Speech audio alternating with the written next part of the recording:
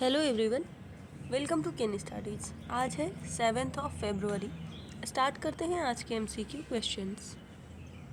आज का first question है, which of these countries agreed to join India led biofuel alliance during G20 meeting. आपसे पूछा जा रहा है कि इनमें से कौन सा देश G20 बैठक के दौरान भारत के नेतृत्व वाला जैव ईंधन गठबंधन में शामिल होने के लिए सहमत हुए हैं। ऐसे कौन से देश हैं, आपको वो बताना है। आपके ऑप्शंस हैं USA, ब्राज़ील, इजिप्ट या बांग्लादेश।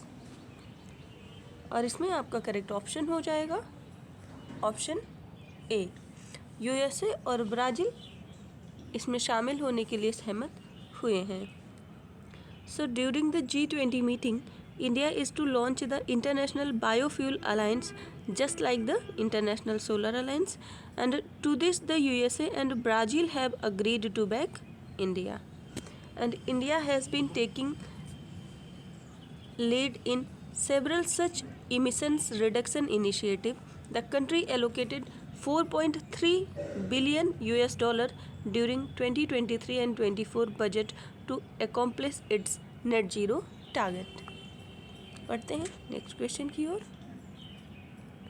विच of the following statement related to just energy transition partnership is incorrect. आपसे पूछा जा रहा है जस्ट एनर्जी ट्रांजिशन पार्टनरशिप के संबंध में कौन सा कथन गलत है।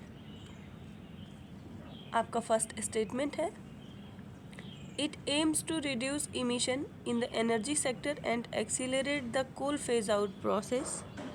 Second, it is an initiative of developing countries led by India to accelerate phasing out of coal and reducing emissions.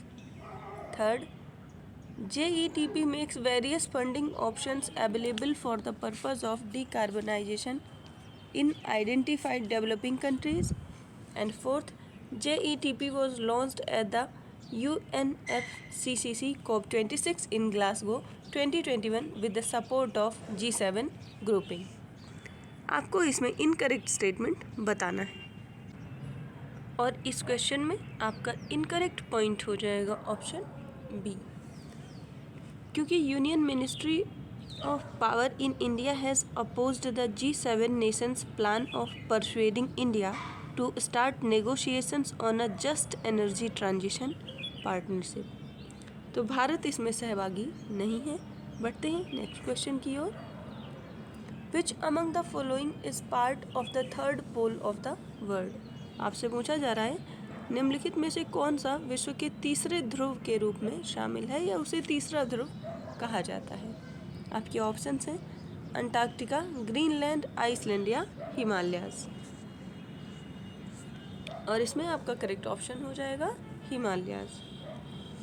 So the Hindu Kush Karakoram Himalayan system form the third pole of the world and is among its few frozen freshwater sources.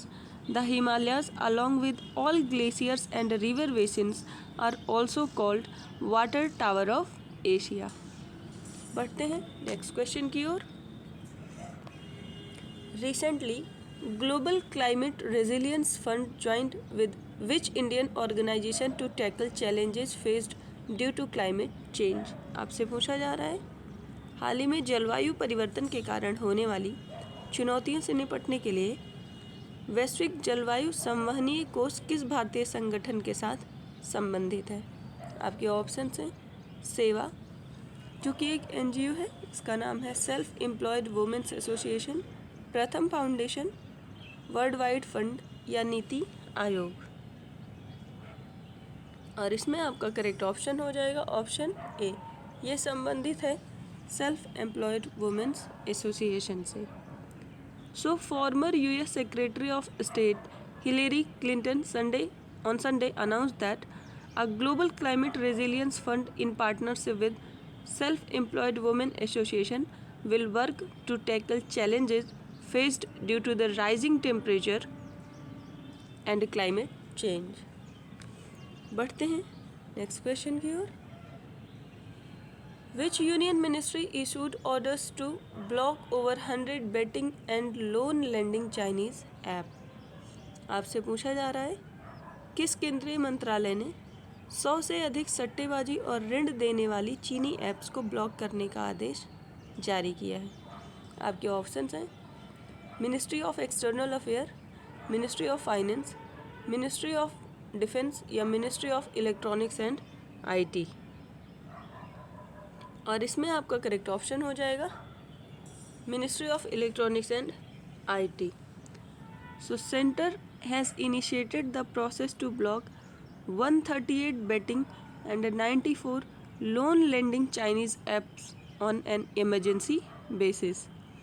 And the Ministry of Electronics and Information Technology has issued the blocking orders based on the emergency request by the nodal officer of Ministry of Home Affairs. बढ़ते हैं next question की ओर। The US has reopened embassy in which of the following countries after 30 years? आपसे पूछा जा रहा है America ने 30 वर्षों के बाद निम्नलिखित में से किस देश में अपना दूतावास फिर से शुरू किया है? आपके ऑप्शंस हैं फिजी, इजराइल, वियतनाम या सोलोमन आइलैंड। और आपका करेक्ट ऑप्शन हो जाएगा ऑप्शन डी, सोलोमन आइलैंड में अमेरिका ने 30 वर्षों के पश्चात फिर से अपना दूतावास खोला है।